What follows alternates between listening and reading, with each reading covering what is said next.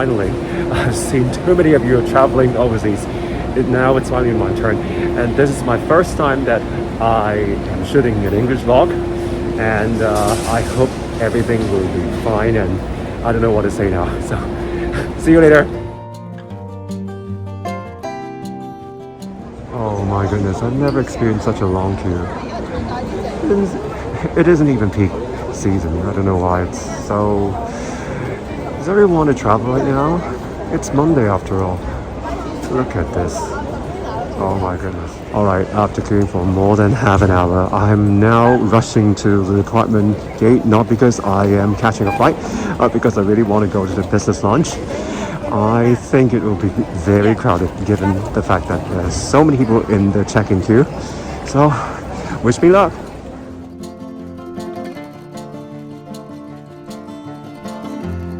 Alright, now we have arrived at the deck. So let's see. Anything good to eat? Okay. The reason I didn't choose either air this time was because of my dreadful experience of not being able to have access to the local business lounge when I chose ANA to travel to Japan last year.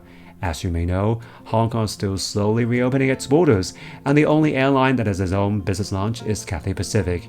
Having said that, I was really impressed by the quality of the deck, which is the name of the lounge that I chose this time. Not only has it got a wide range of food choices, the service is also excellent and the environment is super comfy. Okay, I have to say that the Cathay Pacific Business Lounge is one of the best business lounge experiences that I had in the past few months, especially after trying the Singapore Airlines, the Qantas, and also the ANA, which I can only try the business lounge in Japan instead of Hong Kong as they are closed. And so I have to say that Cathay is doing a very good job, especially it's actually I'm quite surprised. I'm pleasantly surprised that they're actually doing a pretty good job after, I don't know if I will have the same experience when on board, but I just think the overall check-in experience and the business lounge food, also the service are one of the best that I've ever had. So let's give some credit to this beleaguered airline. I just really hope that this airline will be back to be one of the best in the world. As I've deliberately chosen the A350 biz for my flight, it is expected that it has the latest technology and well-designed cabin.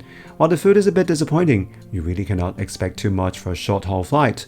Overall, it has been a very good flight experience, and I'll present my assessment of this flight in another vlog. Okay, after 4 years, I have finally arrived Taipei. I'm very excited. Where should I go now? Oh my god, this Taiwan. I don't know what to say. This one, I haven't been here for 4 years. Every time I'll take a photo of this one when I arrived in Taipei. So it's almost like everything just happened yesterday. So I can't imagine that's been 4 years since I've been to Taipei.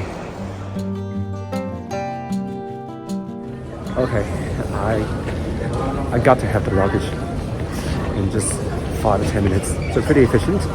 And I'm now fetching the airport transfer to my hotel. I'm going to conduct a lucky draw, see how much I can get. Oh my god, no luck this time. Next time. Not much has changed for the Taoyuan airport since my last trip to Taipei in 2019. While I didn't have any luck in the consumer voucher lucky draw, I had more luck while checking in with the hotel that I resided this time at W Taipei, as I have been upgraded to suite. It has been a wonderful stay, and I will also have another vlog for this staying experience. Look at this. The reason why I always wanted to stay in W Taipei is all the department stores, especially Mitsukoshi, is situated in this area. Not only that, but also the S-Lite. But unfortunately, this S-Lite, one of the biggest stores in Taipei, is about to close. It will be closed in late 2023. So it's really a pity because I really love this store.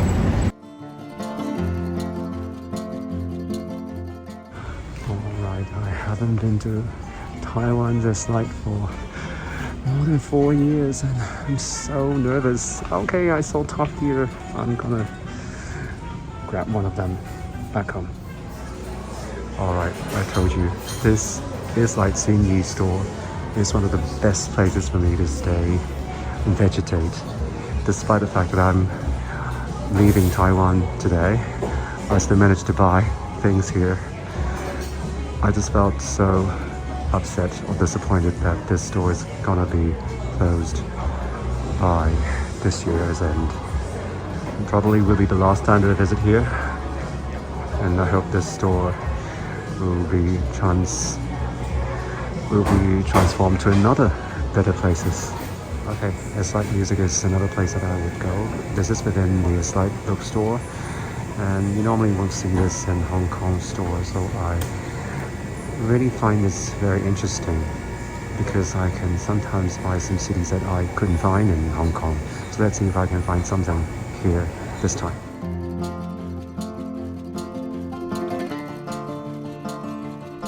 See, there are even toy stores in this block. It's a really full-fledged department store. It's really sad that it's going to be closed.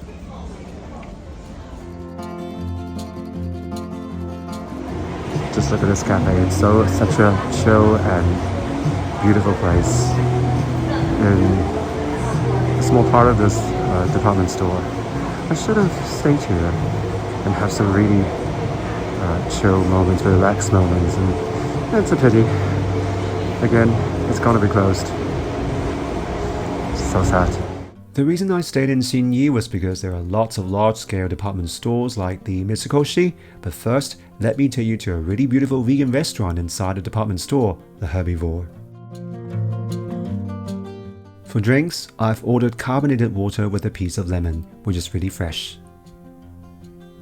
This spaghetti not only has ingredients like corn, tomato, and zucchini, it also was filled with the fragrance of basil and tomato sauces. The texture of the spaghetti is al dente, and overall, this is very tasty vegan spaghetti. For dessert, I've ordered this beautifully tasted walnut brownie.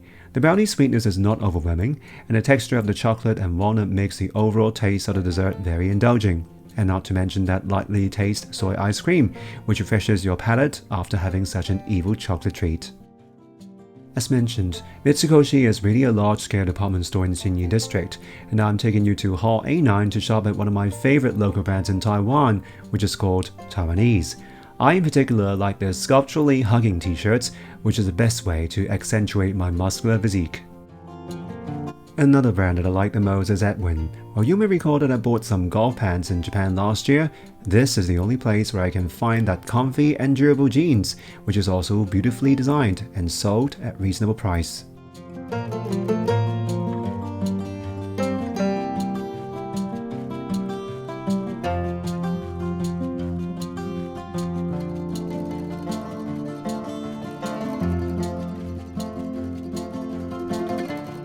I'm a little bit embarrassed to say this is the first time I visit the National Museum in Taipei. I have forgotten the exact name of it, but this is the first time I visit this place because I don't know why. I just don't feel the need to visit, but this is the first time I visit here, so I don't know what to expect, so let's see.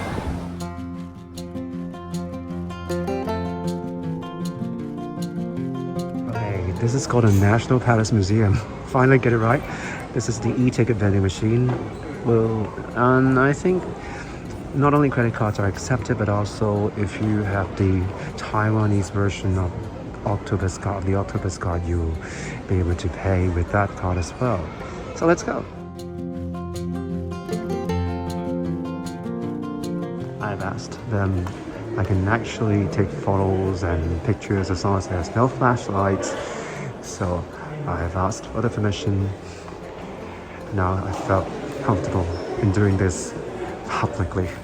Back in those days when I was learning Mandarin in Hong Kong U, one of the teachers who was born and raised in Taiwan mentioned that the Kuomintang government has taken with them the most precious collection of arts when they fled to Taiwan in 1949. So she boasted that the collection that we are now seeing is much better than those in mainland China or now in Hong Kong. Well, I'll leave it for you to judge whether what she said was correct. I'm walking to this special exhibition room, which is the investigation and restoration of cultural relics.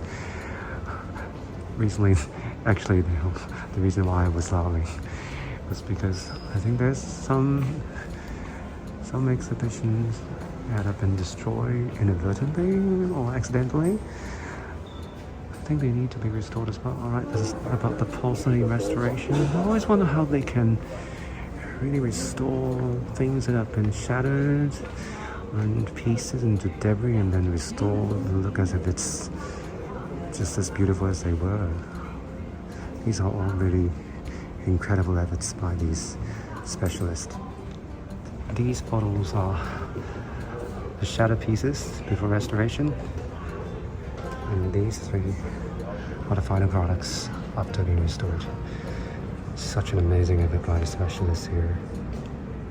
This is another piece of work that I think it's really insanely incredible. I don't know how to use other adjectives to praise this professional work, because what amazed me the most is I don't think the debris are actually, I don't think they were able to collect all the pieces and to restore that. Actually, they have to create some kind of maybe extra debris in order to restore this one in such an impeccable condition. You really have to give credit to the specialist. This is a workshop.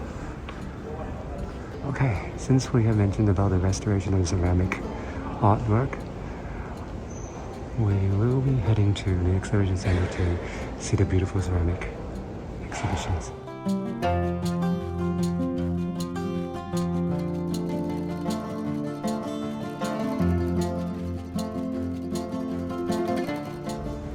Alright, I'm now at the Painting and Calligraphy Gallery.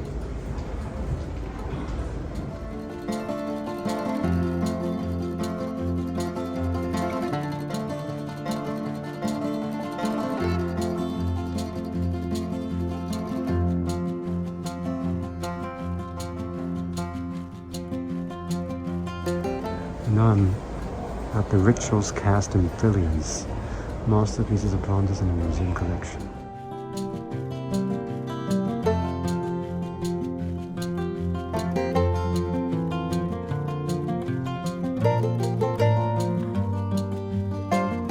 Okay, you can see from this illustration that the bronze is used primarily as wine vessels and also weapons. It reminds me of those really old TV drama.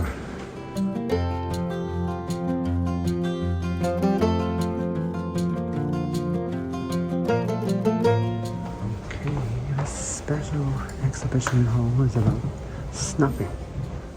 The collection that impressed me the most is the collection of these snuff bottles. You can see from this vast amount of collection that many generations of Qing dynasty emperors are fans of these snuff bottles, and looking at the color, the shape and sizes, I can see why.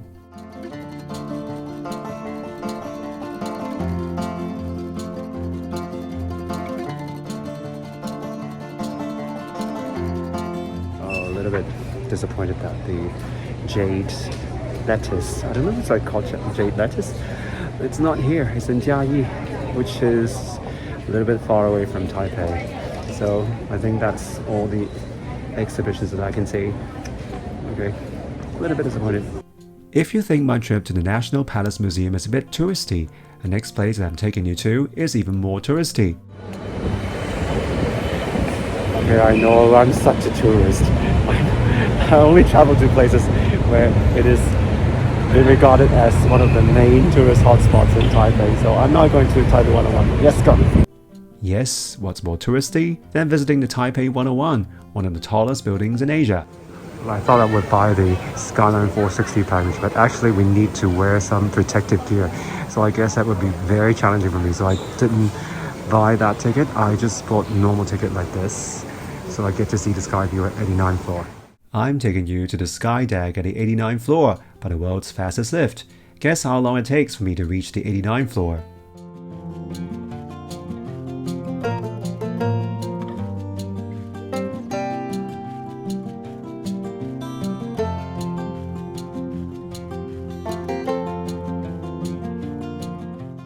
I have to say I've not visited the Sky Deck in the past couple of times when I visited Taipei because I'm always terrified to be on high floors of places with active seismic activity.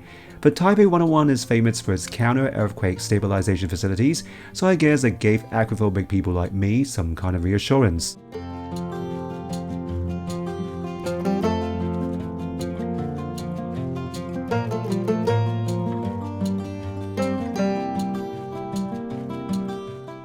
Well, have you seen this twisted shaped building? It is actually one of the most expensive residential developments in Taipei, and the developer also claimed that it has the strongest counter-earthquake structure. Okay, this is a tuned mass damper. We all know that this is a really tall building, and as we all know, the Taiwan is a very active earthquake area, so we need this kind of thing to stabilize the structure in case of earthquakes. And not only that, but also building structures that are so tall will be subject to shear wind, and so the structure is also established for the sake of stabilizing the structure of this building.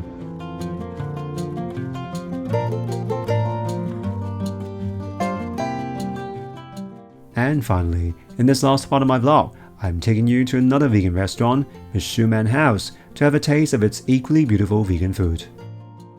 First, this Earl Grey latte is filled with the fragrance of Earl Grey, and the taste of oatmeal complements the taste of tea leaves really well. This vegan risotto really looks like the real thing, whether it's the ingredients or the taste of it. What's more important is the texture of the risotto has successfully soaked the fragrance of turmeric flavor, and I highly recommend this to anyone. For dessert, this may not look like a typical orange mousse as suggested by its name, but it's filled with the freshness and tastiness of shredded orange inside, and also filled with the tastiness of vegan cream.